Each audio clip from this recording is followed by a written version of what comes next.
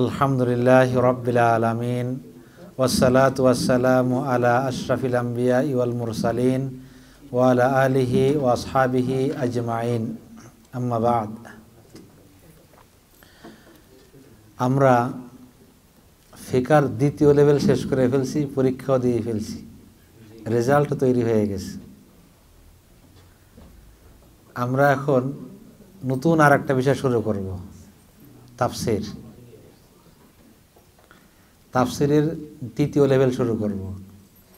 আমরা ওই আগের মতন 10-12টা সূরা আলোচনা করব, তারপর আবার অন্য বিষয় আলোচনা করব ইনশাআল্লাহ। প্রথম লেভেলে যে সূরাগুলো আলোচনা করা হয়ে গেছিল ওইগুলো আর করব না, এরপর থেকে আরও 10-12টা আলোচনা করব ইনশাআল্লাহ। আজকে আলোচনার বিষয় হলো সূরাতুল আসর। ছোট সূরা না, সংক্ষিপ্ত যে সূরাগুলো আছে তার ভিতরে অন্যতম সূরা হলো সূরাতুল আসর।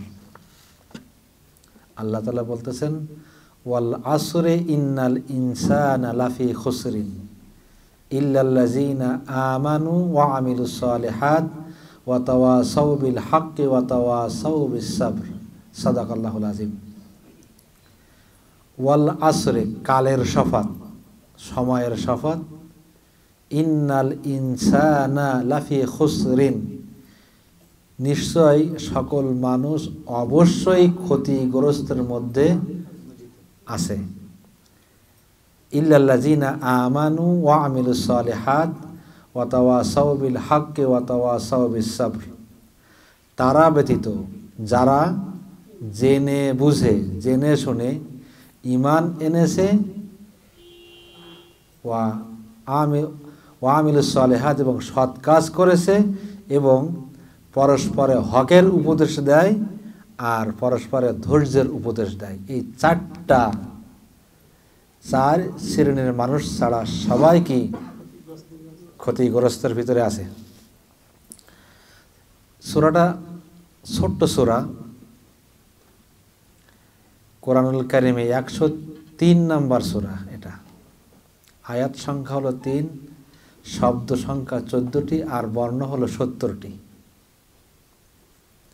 এই সূরাটি মক্কায় অবতীর্ণ। মক্কি সূরা কারে বলে? হিজরতের আগে। তাহলে এই সূরা হিজরতের আগে কোথায় নাজিল হয়েছে? মক্কায় নাজিল হয়েছে। আর মাদানী সূরা কারে বলে? মাশাআল্লাহ, আলহামদুলিল্লাহ। দেখছেন, আপনাদের মনে আছে, ওই প্রথম আলোচনা করছিলাম। তাহলে এই সূরার মূল বক্তব্য হলো মানুষের জীবনের সফলতা, ব্যর্থতা, সৌভাগ্য, দুর্ভাগ্যর কারণসমূহ অতি সংক্ষেপে বর্ণনা করা হয়েছে। যারা দুনিয়া ও পরকালের সফলতা অর্জন করতে চায় তাদের জন্য আল্লাহ রাব্বুল আলামিন 4 দফা কর্মসূচি দিয়েছেন। যারা এই দুনিয়াতে, যেই সকল মানুষ এই দুনিয়ায় এবং পরকালে কি অর্জন করতে চায়? সফলতা অর্জন করতে চায়। যদি আপনি এই দুনিয়াতে সফলতা অর্জন করতে চান আর পরকালে জান্নাত অর্জন করতে চান, তাহলে আপনার 4টা কাজ করতে হবে। ঈমান আনয়ন করতে হবে জেনে বুঝে, আর সৎ কাজ করতে হবে, আর পরস্পর মানুষের হকের উপদেশ দিতে হবে, আর কি করতে হবে? ধৈর্যের উপদেশ দিতে হবে। এই 4টা যদি কাজ করতে পারেন, আপনি দুনিয়াতে সফল কাম, আপনি পরকালে সফল কাম, আপনার জন্য জান্নাত ইন্তজার করতেছে।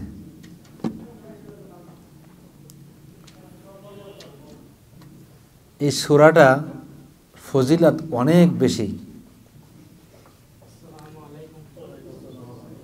ইমাম শাফি বলতেছেন, যদি মানুষ এই সূরা গবেষণা করত তাহলে এটাই তাদের জন্য যথেষ্ট হয়ে যেত।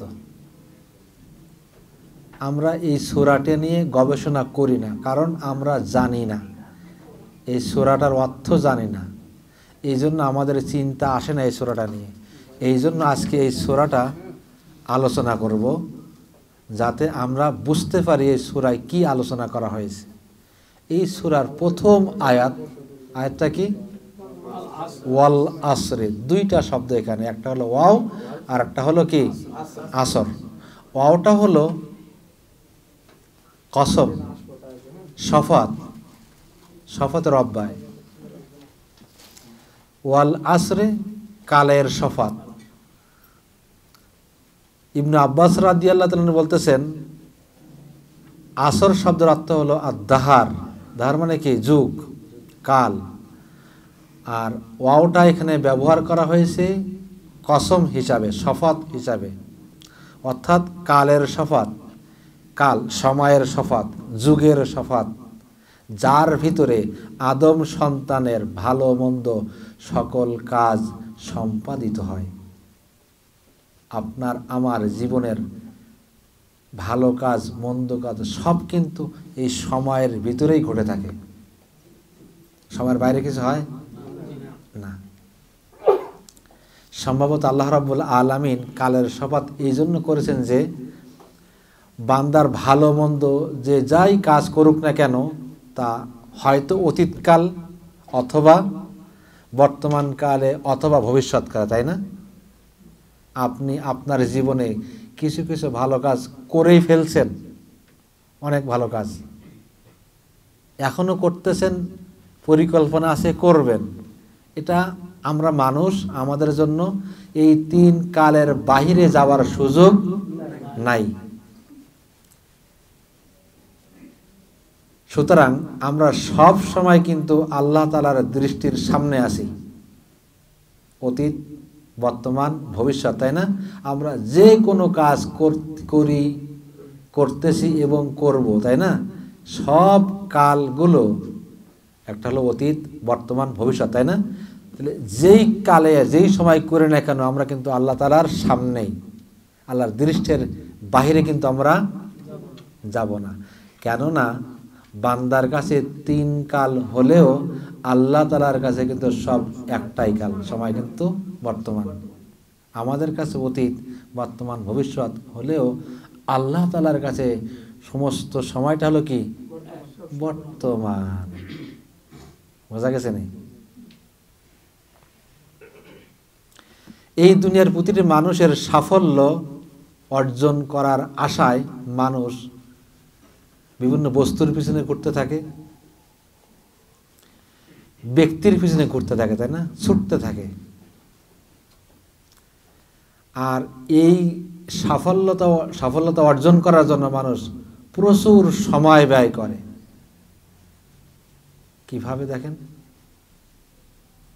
যারা যুবক আছে একটা ভালো জীবন সঙ্গিনী পাওয়ার জন্য বিভিন্ন মেয়ের পিছনে সময় নষ্ট করতেছে, দিনের পর দিন, রাতের পর রাত, মাসের পর মাস, বছরের পর বছর যাচ্ছে, তাই না? অনেক ভাই আছে না 10 বছর প্রেম করার পরে বিয়ে করতেছে, কেউ 2 বছর, 3 বছর, 4 বছর, তাই না? এই যে 3-4 বছর সে যা সময় ব্যয় করলো কি জন্য? তারে পাওয়ার জন্য। করতেছে না আপনারা ফেরেশতা? হ্যাঁ, আপনারাই করেন না, অনেকেই করতেছে। তাহলে মানুষ বর্তমান সমাজে অধিকাংশ যুবকেরা দেখেন প্রেম করার জন্য, রিলেশন করার জন্য ব্যস্ত, সে ইবাদাতে আল্লাহ তাআলার জন্য ব্যস্ত না। সে কিন্তু 24টা ঘন্টা ফোনের উপরে আছে, কখন কি করতেছে না করতেছে আপডেট। তার সম্পর্কটা যেন ছুটে না যায় ওই মেয়ের সাথে, সময় ব্যয় করতেছে। কিছু কিছু মানুষ অর্থ অর্জন করার জন্য অর্থের পিছনে ছুটতেছে তীরগুলের মতো। কিভাবে সে টাকা বেশি করে আয় করতে পারবে। ব্যবসা একটা আছে, হচ্ছে আর একটা ধরতেছে, কাজ চাকরি একটা আছে আর একটা ধরে, 3টা-4টা করে চাকরি করে, ব্যবসা দোকানে একটা খুলছে না আর একটা খুলতেছে, এই ব্যবসা সেই ব্যবসা, বিভিন্ন ব্যবসা। শুধু তার হলো টাকা টাকা টাকা টাকা, টাকার পিছনে ছুটতেছে। কখন যে সময় চলে যাচ্ছে, আজান হয়ে যায় তার খবর থাকে না, নামাজের সমাজ হয়ে যায়, তার খবর থাকে না, নামাজ আদায় করতে পারে না। বাড়ি গাড়ি করার জন্য তার পিছনে মানুষ ছুটতেছে, কিন্তু এই যে এই দুনিয়ার পার্থিব সম্পদ, টাকা পয়সার লোভ লালসায় যে এর পিছনে ছুটতে যে মানুষ, তার আসলটা ভুলে গেছে। আসলটা কিন্তু তার আর আসল যে লক্ষ্য উদ্দেশ্য বাদ পড়ে যাচ্ছে। এই দুনিয়ার সাফল্য অর্জন করার জন্য সে সময় নষ্ট করতেছে, আর এর মধ্যেই সে ক্ষতির ভিতরে পড়ে গেছে। সে কিন্তু তার আখিরাত নিয়ে চিন্তা করতেছে না, দুনিয়ার জন্য সে ব্যস্ত হয়ে গেছে। যখনই মানুষ দুনিয়ার জন্য মশগুল হয়ে যায়, তখন সে আখিরাতকে ভুলে যায়। আখিরাত ভুলে যাওয়ার অর্থই হলো সে ক্ষতিগ্রস্তের ভিতরে পড়ে যায়। কারণ দেখেন, তার সবচেয়ে বড় প্রমাণ হলো সময়। আপনি আপনার জীবনের সময় প্রতি যদি লক্ষ্য করেন, তাহলে আপনি বুঝতে পারবেন যে আপনি আসলেই ক্ষতিগ্রস্তের ভিতরে আছেন না আপনি সফলতার ভিতরে আছেন। আজ আপনার জীবনের 50 বছর চলে গেছে, একটু চিন্তা করে দেখুন দিন আপনি কতটা ভালো কাজ করছেন, কত সময় আপনি নষ্ট করছেন, চিন্তা করলে বুঝতে পারবেন। সুতরাং এই সময় যখন আপনি চিন্তা করবেন, আপনি বুঝতে পারবেন, আপনার সামনে চলে আসবে যে আপনি আসলে কি ক্ষতির ভিতরে আছেন না আপনি লাভের ভিতরে আছেন।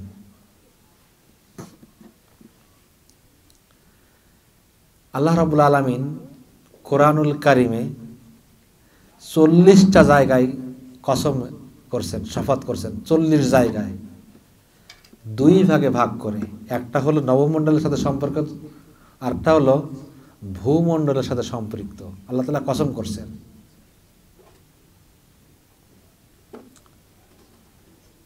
ভূমণ্ডলের সাথে সম্পৃক্ত যে বিষয়গুলোর সাথে আল্লাহ তাআলা কসম করেছেন, সেটা হলো 20টা। সেগুলো কি? ঝড়ো হাওয়া। আল্লাহ তাআলা ওয়াজ্জারিয়াতু যারআ শপথ করতেছেন। ফাল হামিলাতু ওয়াকরা, মেঘ বহনকারী বায়ু।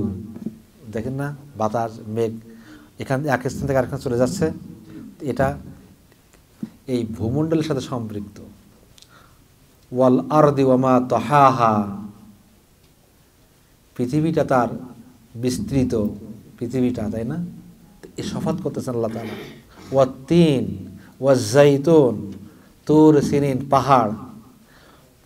লা উকসিমু বিহাযাল বালাদ, মক্কা নগরী। আল্লাহ তাআলা কসম করতেছেন। ওয়াল আদিয়াতি দাবহা, ঊর্ধ্বশ্বাসে ধাবমান অশ্ব ঘোড়া, তাই না? ওয়া শাহিদ, সাক্ষ্যদাতা। ওয়াল মাশহুদ, উপস্থিতগণ। আল্লাহ তাআলা শপথ করতেছেন সবকিছু। এভাবে আল্লাহ তাআলা 20 জায়গায় নবমণ্ডলের সাথে সম্পৃক্ত তাদের আল্লাহ তাআলা শপথ করছেন। আবার মানে ভূমণ্ডলের সাথে, নবমণ্ডলের সাথে সম্পৃক্ত যারা, এখানেও 20টা জায়গার কথা আল্লাহ তাআলা বলছেন। সেটা হলো ওয়াল ফাজরি, সময়, ফজরের সময়, তাই না? ওয়ালায়ালিন আশরিন, 10 রাত। ওয়াবিল খুন্নাস, লুকোচুরি করা নক্ষত্র রাজি। ওয়াসসুবহি, প্রভাত, সকালবেলা। ওয়াদ-দুহা, দিনের প্রথম অংশ। ওয়াশ-শামস, সূর্য। ওয়াল কমার, চন্দ্র। ওয়ান নুজুম, নক্ষত্র। ওয়ান নাহার, দিবস। ওয়াল লাইল, রাত্রি। ওয়া মাওয়াকিন নুজুম, নক্ষত্র সমূহের আস্তাচল। বিশাফাক, সন্ধ্যার লালিমা ওঠে না, মাগরিবের আগে দেখছেন না লালিমা ওঠে, সব আল্লাহ তাআলা কসম করছেন এ সম্পর্কেও। ওয়াস-সামাই যাতিল বুরুজ, গ্রহ নক্ষত্র দ্বারা সজ্জিত আকাশ। এইভাবে আল্লাহ রাব্বুল আলামিন 20 জায়গায় আল্লাহ তাআলা কি করছেন? শপথ করছেন। এখন কোরআনুল কারিমে আল্লাহ রাব্বুল আলামিন যত জায়গায় শফাত করছেন ওই সমস্ত সূরাগুলো সব কোথায় অবতীর্ণ হয়েছে? মক্কায়। যত সূরায় আল্লাহ তাআলা শফাত করছেন সমস্ত জায়গার আয়াতগুলো, ওই সূরাগুলো সব কোথায় অবতীর্ণ? মক্কায় অবতীর্ণ হয়েছে। আল্লাহ রাব্বুল আলামিন কোরআনুল কারীমের অনেক জায়গায় শপথ করছেন। তার কারণটা হলো কি? যাতে করে আমরা বান্দারা ওই শপথকৃত বিষয়গুলোকে আমরা গুরুত্ব দিই। যে বিষয় আল্লাহ তাআলা শপথ করছেন, কসম করছেন, ওই বিষয়গুলো যাতে আমরা কি করতে পারি? গুরুত্ব দিই। আল্লাহ তাআলা আসরের শপথ করছেন, আমরা আসরের জন্য গুরুত্ব দিই।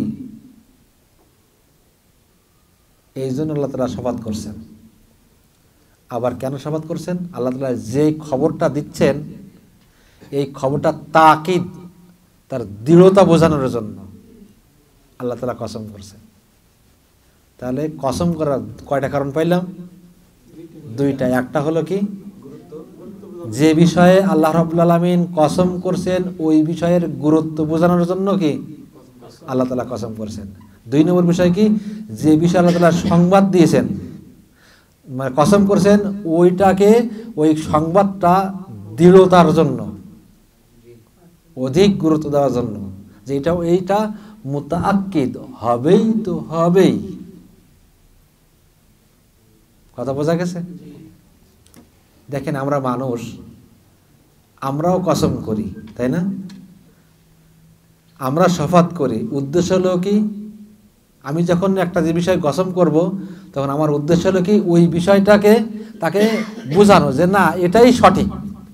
আল্লাহর কসম করে বলতেছে যে এটাই সঠিক, যে ওই কাজটা করে নাই, যাতে আপনি বিশ্বাস করেন, তাই না? যাতে আপনার বিশ্বাসটা, আমার প্রতি আপনার বিশ্বাসটা আসে, এই জন্য আমরা কসম করি। আমরা মানুষরা সাধারণত কসম করি আল্লাহর নামে, কারণ আল্লাহ তাআলা সবচেয়ে বড়, আল্লাহ তাআলা সবচেয়ে মহান। তাহলে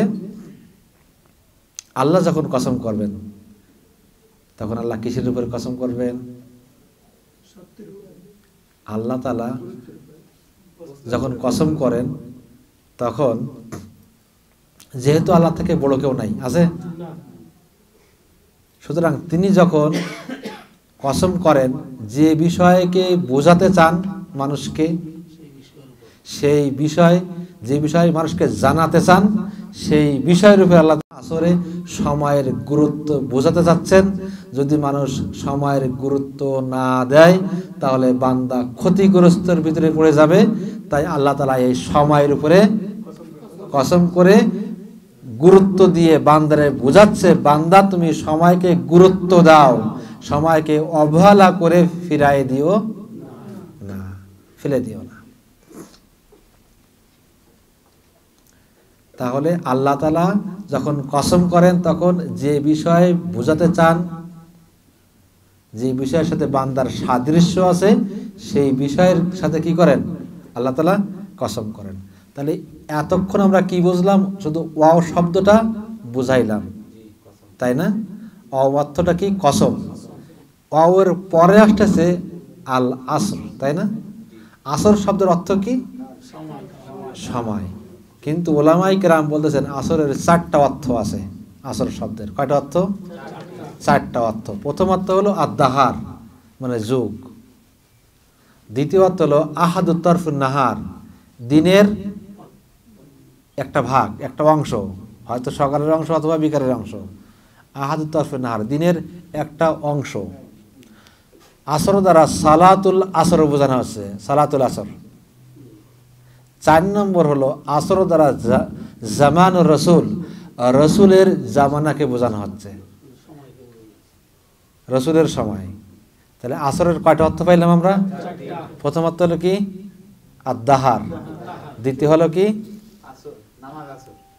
আহাদুত তরফুন নাহার, দিনের একটা অংশ। 3 নম্বর হলো কি? সালাতুল আসর। 4 নম্বর হলো রসুলের জামানা, রসুলের সময়। এখন কেন আদ-দাহার বলা হলো? আসরকে কেন দাহার বলা, যুগ বলা হলো?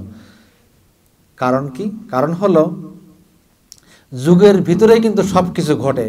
মানুষের আনন্দ বেদনা, হাসি কান্না, মানুষের সুস্থতা অসুস্থতা, দরিদ্রতা, আবার মানুষের ধনী হওয়া, এই সব কিছু কিন্তু মানুষের এই যুগের ভিতরে কি ঘটে, তাই না? দেখেন, এক সময় আপনি গরিব ছিলেন, আজ কিন্তু আপনি বড় লোক। তো সময়ের ব্যবধান হয়ে গেছে না এগুলো, না সময়ের বাইরে হয়েছে এটা, তাই না? এক সময় আপনি লোকের দোকানে কাজ করতেন, আজ আপনি দোকানের মালিক। এক সময় আপনি কোম্পানিতে কাজ করতেন, আজ আপনি কোম্পানির মালিক, তাই না? আগে আপনি কর্মচারী ছিলেন, এখন আপনি বস, অফিসের বস। হয়েছে না? বহুত হচ্ছে সবারই জীবনে। তাহলে আমাদের জীবনের ভালো মন্দ সব কিছু এই যুগের সাথেই কি রিলেটেড, সম্পৃক্ত। এই জন্য আদ-দাহার মানে কে, আসরকে আদ-দাহার বলা হয়। 2 নম্বর কারণ হলো এই মানুষের জীবনের দীর্ঘ সময় বেঁচে থাকার কোনো মূল্য নাই। আছে? মূল্য নাই। যেমন কোন মানুষ এই দুনিয়ায় 1000 বছর বাঁচল, 1000 বছর বাঁচার পরে সে যখন মৃত্যুবরণ করতেছে, মৃত্যুবরণ করার আগ মুহূর্তে সে ঈমান আনলো।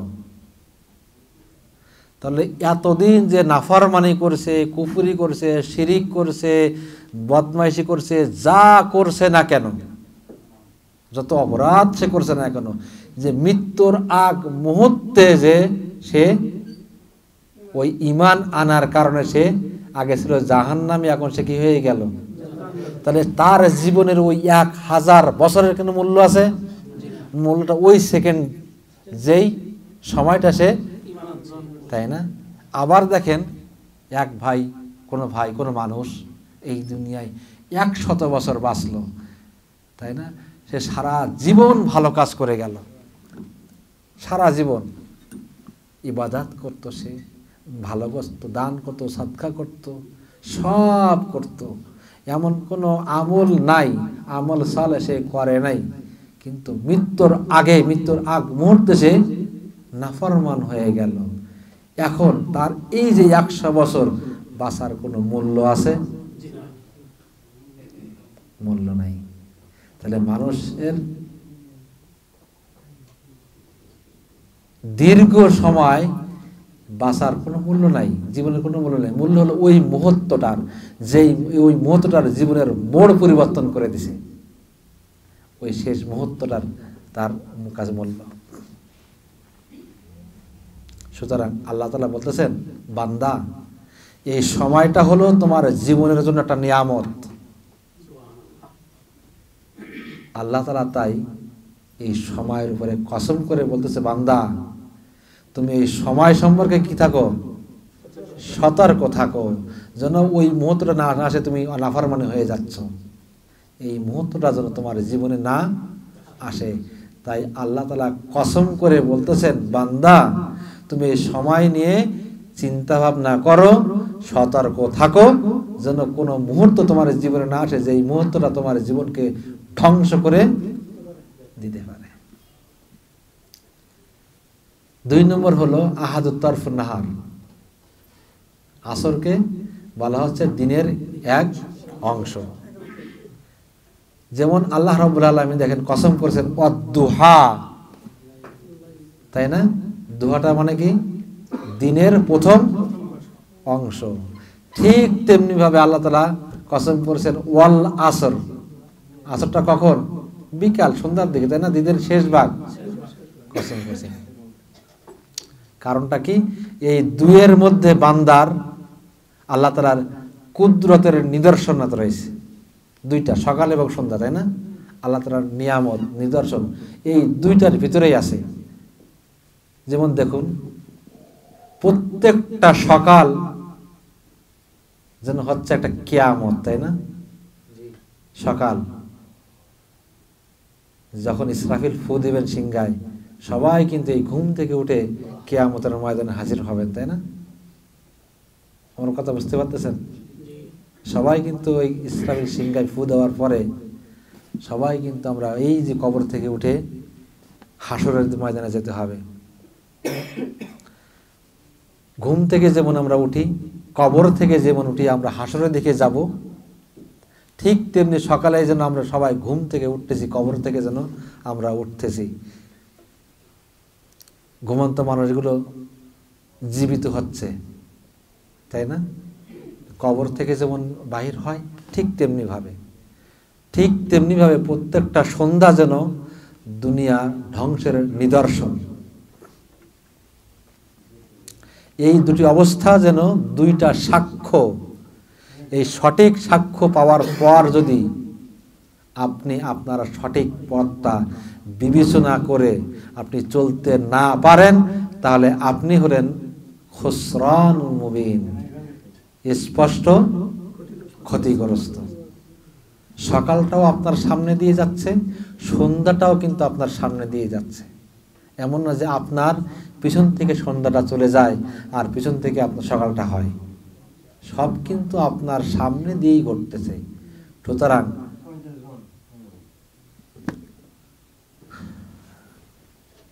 এই সময়ের গুরুত্ব দিয়ে আপনি সতর্ক থাকবেন যাতে আপনি এই ক্ষতিগ্রস্তের ভিতরে নিমজ্জিত না হন। যদি মানুষ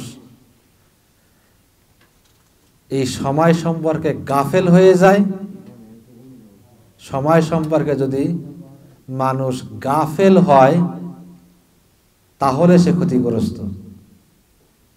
দেখেন আপনারা আমাদের ভিতরে কেউ সারাদিন কাজ করে, আর কেউ ঘুমায় থাকে, আবার কেউ 8 ঘন্টা কাজ করে, কেউ 4 ঘন্টা কাজ করে। সবাইকে সমান উপার্জন করতেছে? তাহলে যে 12 ঘন্টা ডিউটি করে সে বেশি বেতন পায় না? যে 8 ঘন্টা ডিউটি করে তার চেয়ে বেশি পাইছে না? আর যে 4 ঘন্টা করছে, তাই না? আর যে সারাদিন ঘুমাইছে, তাহলে ক্ষতি কে? তাহলে সে তো সময়ের গুরুত্ব দেয় নাই, তাই না?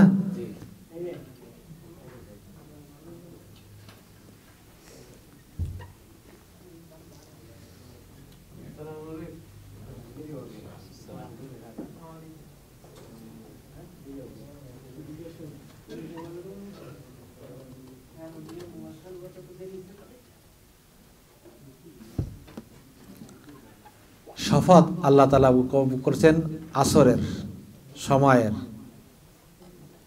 এই জন্য উলামা ইকরাম বলতেছেন যে কিভাবে এটা ক্ষতিগ্রস্ত বান্দা হবে।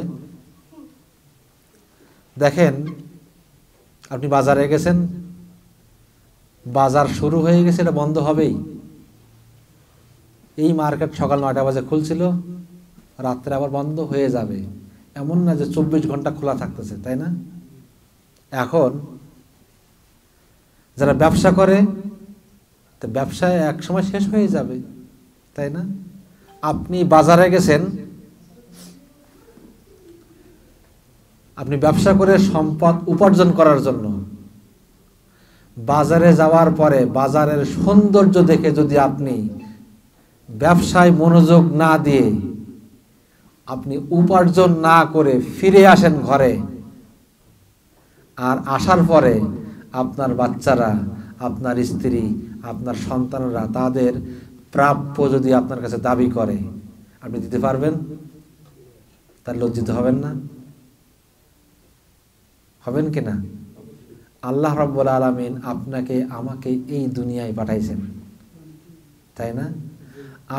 আমি যদি এই দুনিয়ার মোহতে পড়ে, দুনিয়ার চাকচিক্য দেখে, দুনিয়ার সৌন্দর্য দেখে আল্লাহ তাআলা যে ব্যবসা দিয়ে পাঠাইছেন ওই ব্যবসার কাজে নিয়োজিত না হয়ে, ব্যবসার কাজ না করে ফিরে যাই, আমরা কি ক্ষতিগ্রস্ত না সফলকাম? তাহলে আমাদের ব্যবসা করা দরকার না? এই দুনিয়ার মোহে পড়ে আমরা কি ব্যবসা ত্যাগ করব? ত্যাগ করব না। এই দুনিয়া কিন্তু কিয়ামতের অতি নিকটে হয়ে গেছে। সুতরাং আপনার আমার উচিত হলো, কর্তব্য হলো এই সময়কে গুরুত্ব দিয়ে প্রস্তুতি নেওয়া দুনিয়া ছেড়ে চলে যাওয়ার জন্য। যে এই গুরুত্ব দিবে না ওই ব্যক্তি ক্ষতির ভিতরে পড়ে যাবে। 3 নম্বর কথা হলো, আসরকে সালাতুল আসর বলা হয়েছে, সালাতুল আসর। কারণ আল্লাহ তাআলা বলতেছেন, হাফিজু আলা সালাওয়াত ওয়া সালাতিল উস্তা, তোমরা মধ্যবর্তী সালাতকে কি করো? হেফাজত করো। হেফাজত করার জন্য আল্লাহ বলছেন। কারণ কি? এই আসরের সময়টা অত্যন্ত গুরুত্বপূর্ণ সময়। আল্লাহ তাআলার ডাকে সাড়া দেওয়াটা অত্যন্ত কঠিন। কারণ এই সময় সাধারণত মানুষ ব্যবসায় মশগুল থাকে, কাজে কর্মে ব্যস্ত থাকে, আবার কেউ ওই যে দুপুরে খাওয়ার পরে একটু বিশ্রামে যায়। তা অধিকাংশ মানুষ কাজ কামে ব্যস্ত থাকে। এই জন্য দেখবে যে আসরটা অনেকে সঠিক সময় পড়তে পারে না।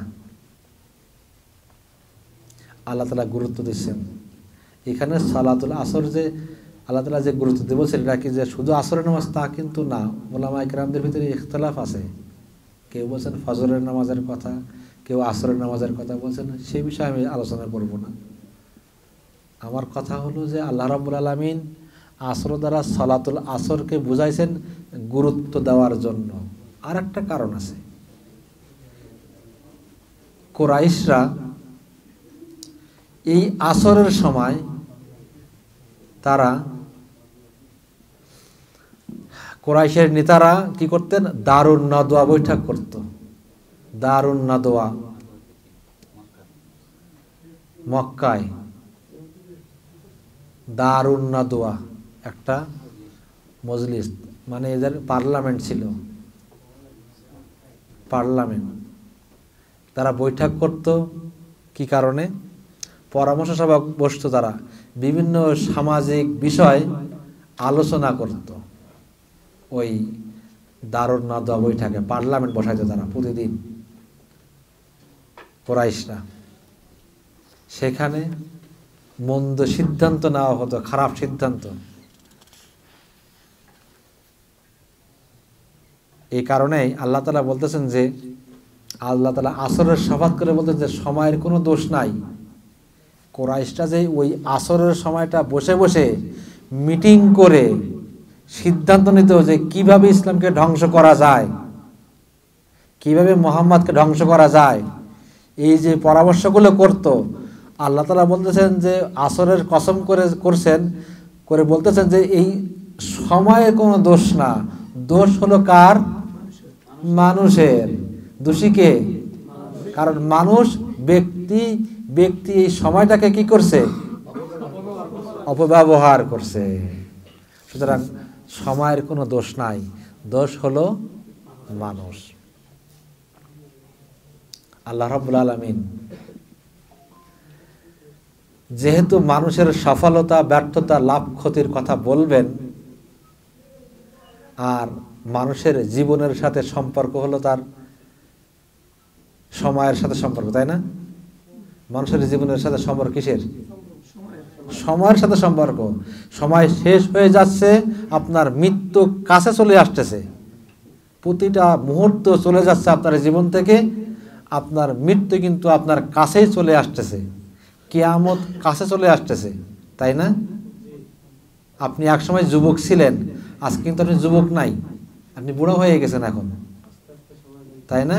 সময়ের ব্যবধানে মানুষের জীবনের সাথে কিন্তু সময়ের সম্পর্ক। তাই আল্লাহ তাআলা বলতেছেন ওয়াল আসরে, আমি কসম করি সময়ের, যেহেতু এই জীবন আছে বলেই আমরা বেঁচে আছি। জীবন না থাকলে আমরা বাঁচতাম না।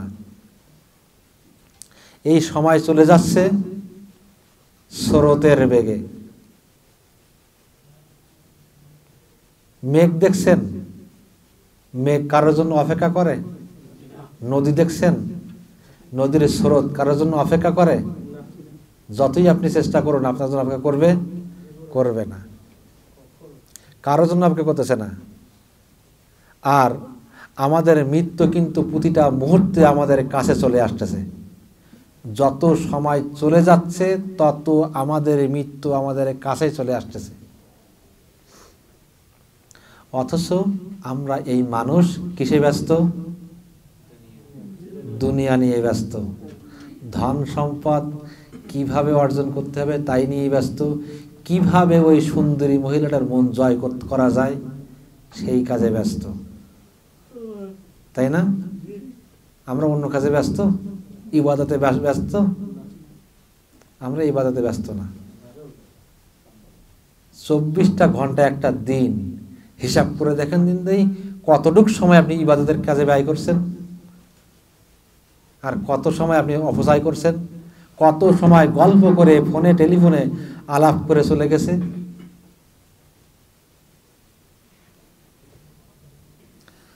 তাই তো আল্লাহ রাব্বুল আলামিন এই সময়ের উপরে অত্যন্ত গুরুত্ব দিয়ে বোঝাতে চাচ্ছেন যে এই সময় চলে যায়, তোমার কোনো খবরও থাকে না। এই সময়ের উপর কসম করে বলতেছেন যদি আমরা চিন্তা ভাবনা করি তাহলে আমরা লক্ষ্য করব আমাদের আসল মূলধন হলো এই সময়, তাই না? আমাদের জীবনের মূলধন কিন্তু সম্পদ না। আমাদের জীবনের মূলধন থেকে একটা মিনিট চলে যায় কোনো আমল ছাড়া, তাহলে আপনার মূলধন থেকে কমে গেল।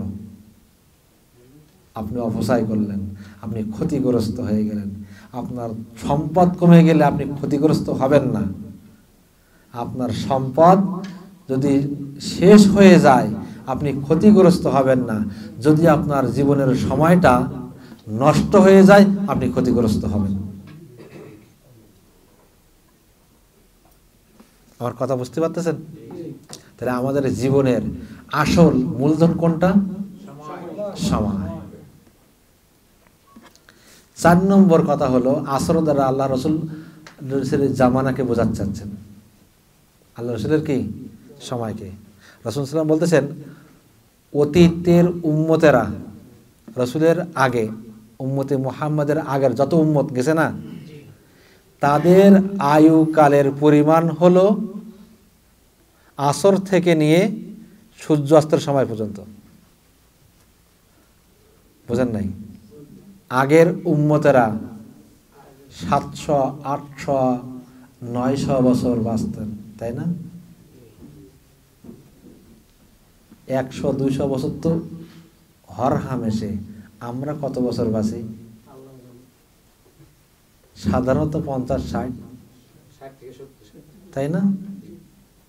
তাহলে যারা 700 বছর এই দুনিয়ায় হায়াত পালো, আমরা 70 বছর পেলাম, তাহলে তাদের তুলনায় আমাদের কম না বেশি?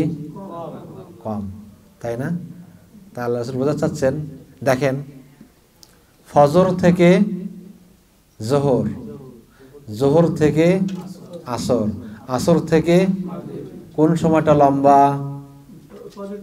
ফজর থেকে জোহর লম্বা না? তারপরে একটু আসর থেকে জোহর থেকে আসর একটু কম, তাই না? আল্লাহ আসর থেকে মাগরিব আরো কম না? জোহর ফজর থেকে যে জোহর তার তুলনায় তার অর্ধেকের কম না আরো? বুঝতে পারছি?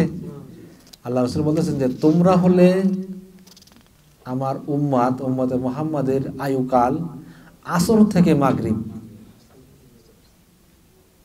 আর অন্য উম্মতের আয়ুকাল ফজর থেকে জোহর অথবা জোহর থেকে আসর।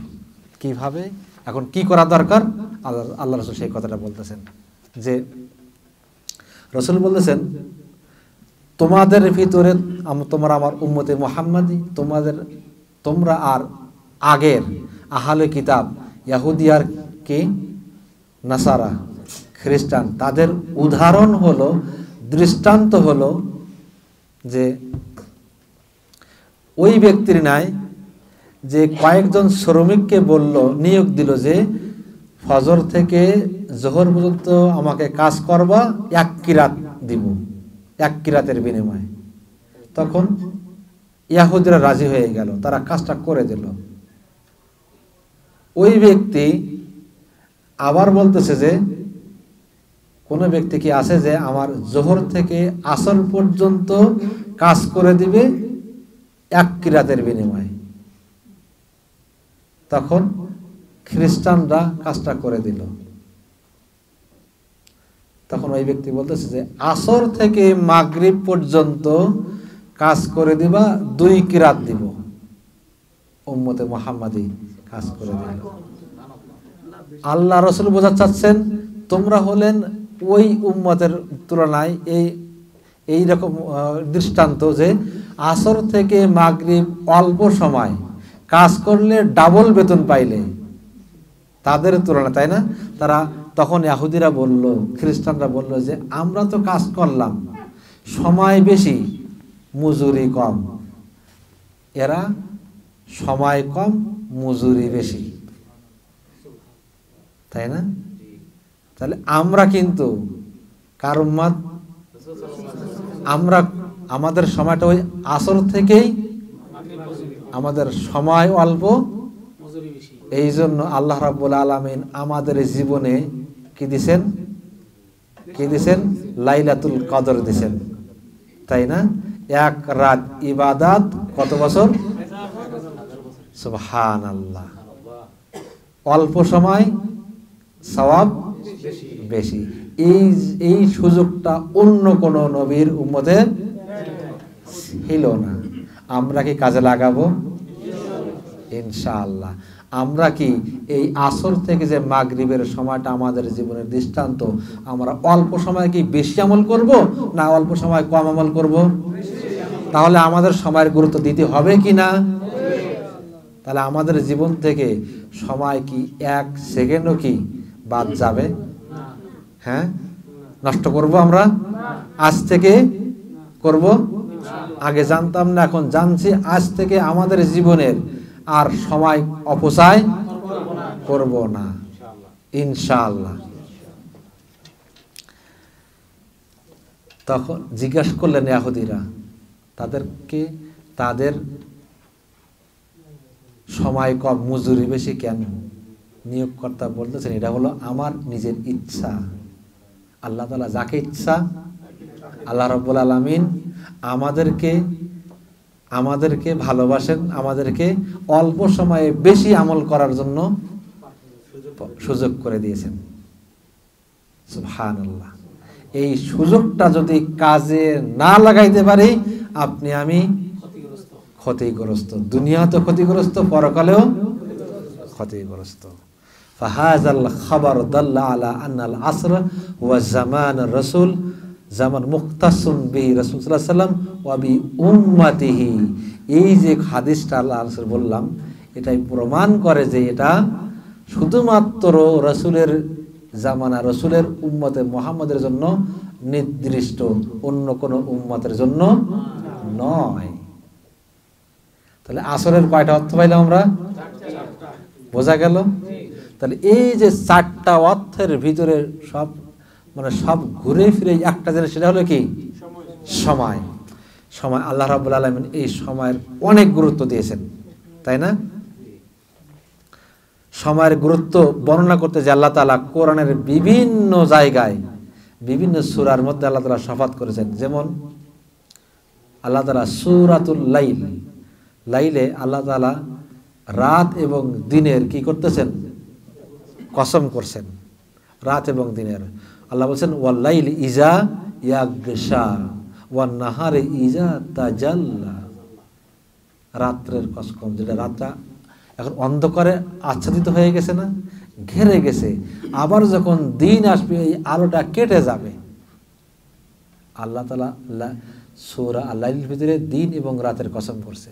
আবার দেখেন সূরা ফজরের ভিতরে আল্লাহ তাআলা ফজরের সময়ের কসম করছে, ওয়াল ফজরি ওয়া লায়ালি, ফজরের কসম। এই যে ফজরের সময়টা, এখনো সূর্য উঠে নাই, এখনো রাতও নাই, তাই না? আবার দেখেন আল্লাহ তাআলা দোহার ভিতরে আল্লাহ বলছেন ওয়াদ দুহা। দোহাটা কি? দিনের একটা অংশ, অগ্রভাগ। আবার আসরে বলতেছেন ওয়াল আসরে ইন্নাল ইনসানা লাফি খুসরে, দিনের শেষ অংশ। এই সেখানে আল্লাহ তাআলা কসম করে বলতেছেন, বান্দা তুমি যদি এই সময়ের প্রতি গুরুত্ব না দাও, রাত দিন সকাল সন্ধ্যা, দিনের প্রথম মুহূর্ত শেষ মুহূর্ত, তুমি যদি এই সময়ের গুরুত্ব না দাও, তুমি কি হবে? ইন্নাল ইনসানা, মানুষ, তুমি যে মানুষ, তুমি এই মানুষ ক্ষতিগ্রস্তের ভিতরে পড়ে যাবে। এই জন্য রাসূল সাল্লাল্লাহু আলাইহি সাল্লাম বলতেছেন, লা তাজালু কদমা আবদিন ইয়াউমাল কিয়ামাতি হাত্তা ইসআলু আন উমরিহি ফিমা আফনাহু। কিয়ামতের দিন কোন বান্দা, তাই সে মুসলমান হোক, হিন্দু হোক, খ্রিস্টান হোক, বুদ্ধিস্ট হোক, শিখ হোক, যে যে ধর্মের মানুষ হোক না কেন, কোনো মানুষ কিয়ামতে এই বিচারের ময়দান পার হতে পারবে না যতক্ষণ না সে 4টা প্রশ্নের উত্তর না দিবে। 4টা প্রশ্ন। প্রথম প্রশ্ন কি? ইসআলু আন উমরি ফিমা আফনাহু, তার বয়স সম্পর্কে প্রশ্ন করা হবে। বয়স প্রশ্ন করা হবে, জবাব দিবেন, সামনের পা অগ্রসর হতে পারবেন। 2 নম্বর প্রশ্ন হলো ওয়া আন ইলমিহি ফিমা ফাআলা, তার জ্ঞান সম্পর্কে, ইলম সম্পর্কে জিজ্ঞাসা করা হবে। ওয়া আন মালিহি মিন আইনা ইকতাসাবাহু ওয়া ফিমা আনফাকাহু, সে যে সম্পদ অর্জন করছে এই সম্পদ সম্পর্কে জিজ্ঞাসা করা হবে, কিভাবে তুমি সম্পদটা কি করলে আর কোথায় তুমি ব্যয় করলে। ওয়ান জিসমি ফিমা আবলাহু, তার শরীর সম্পর্কে জিজ্ঞাসা করা হবে। এই 4টা প্রশ্ন রসুল এই হাদিস, সহিহ হাদিস। এই 4টা প্রশ্নের জবাব না দেওয়া পর্যন্ত রসুল বলেছেন কিয়ামতের দিন বিচারের ময়দান, বিচারের সীমারেখা অতিক্রম করতে পারবে না। অতিক্রম করে কেউ জান্নাতে, কেউ জাহান্নামে, কেউ যেতে পারবে না। বিচারের পরে না নির্ধারণ হবে কে জান্নাতি না জাহান্নামী। আপনি জান্নাতি হন আর জাহান্নামী হন, বিচারের পরেই বোঝা যাবে, তাই না? তা বিচারের পরে ওখানে আপনার এই সীমারেখা অতিক্রম করে আপনি জান্নাতে যেতে পারবেন না, জাহান্নামে যেতে পারবেন না। এই 4টা প্রশ্নের জবাব না দিয়ে কিভাবে আপনার জীবন আপনি অতিবাহিত করছেন?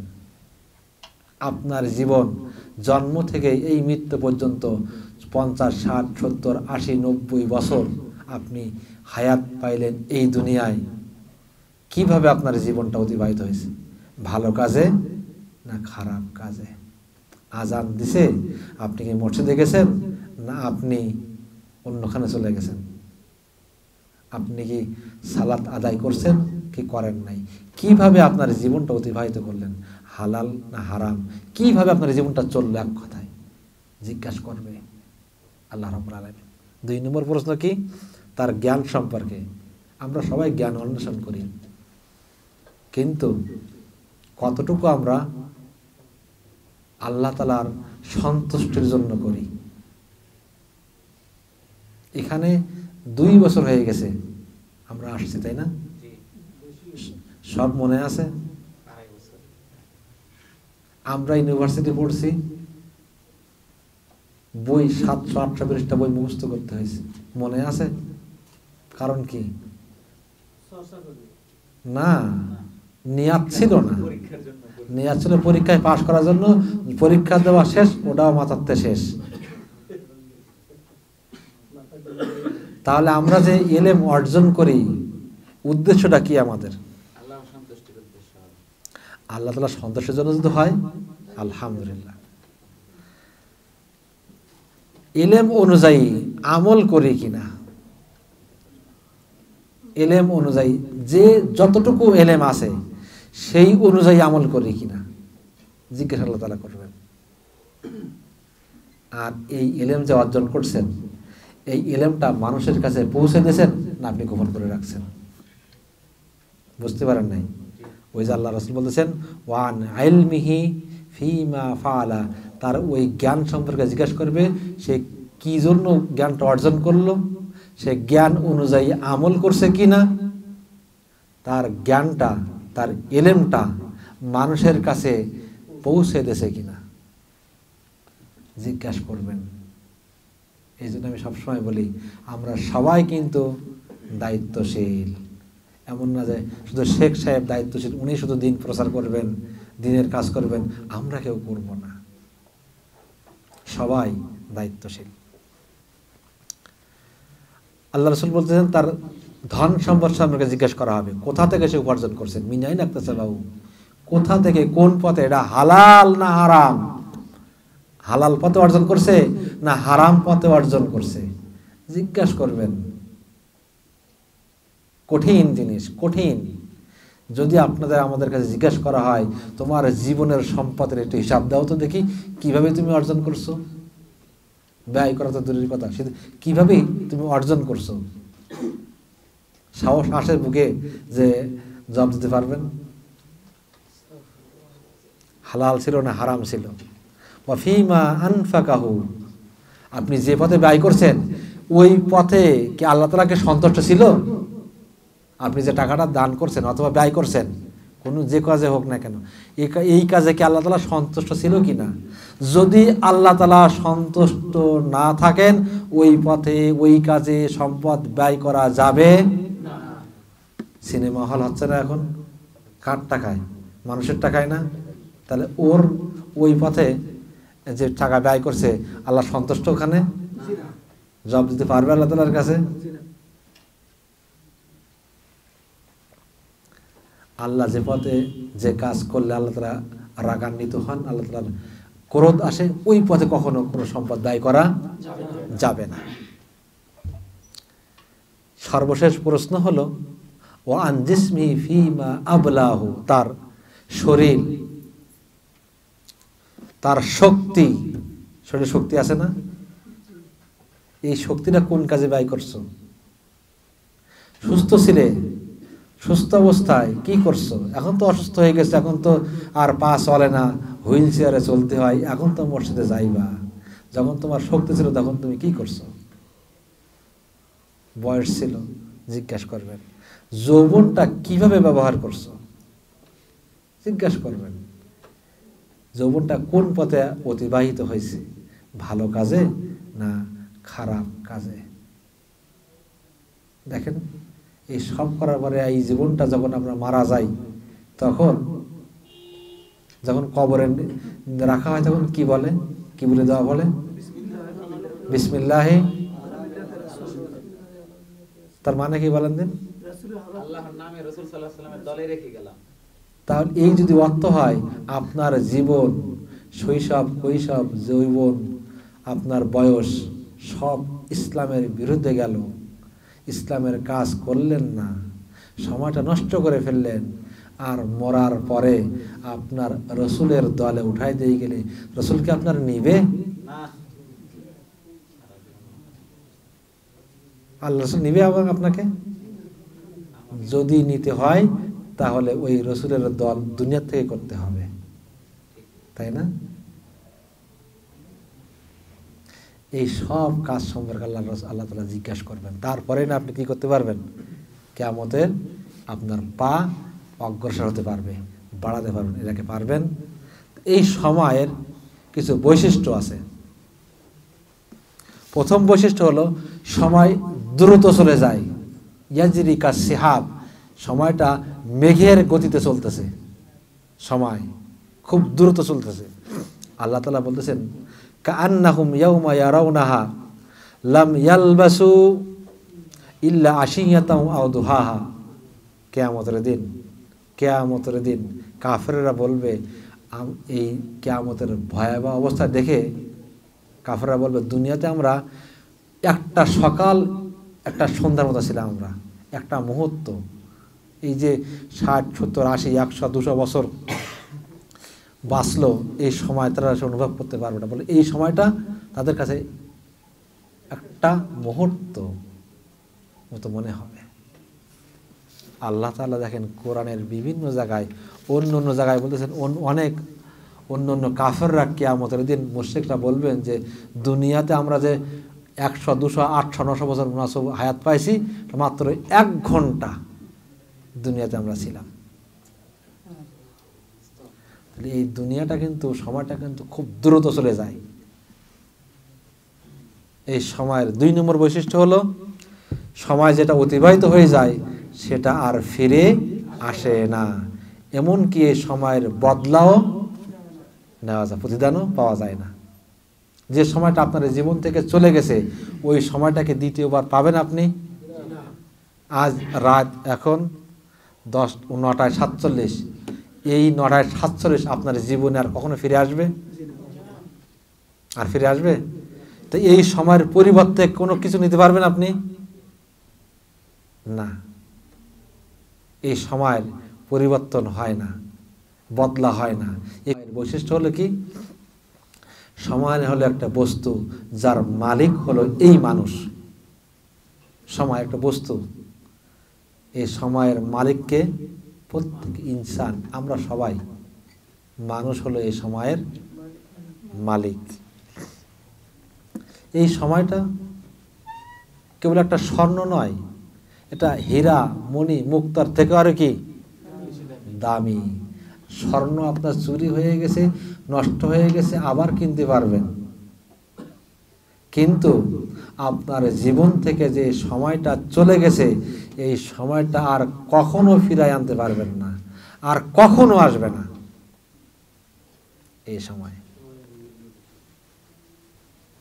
সুতরাং এই সময়টা হীরা, মণি, মুক্তার থেকেও আরো দামি, দামি জিনিস। তাহলে এই সময়ের গুরুত্ব দিয়ে আমাদের কি করা দরকার? আমাদের উচিত হলো, আমাদের কর্তব্য হবে সময়কে গুরুত্ব দেওয়া, সময়ের কাজ সময় মতো করা, আজকের কাজ কালকের জন্য রেখে না দেওয়া। সময়ের কাজ যখন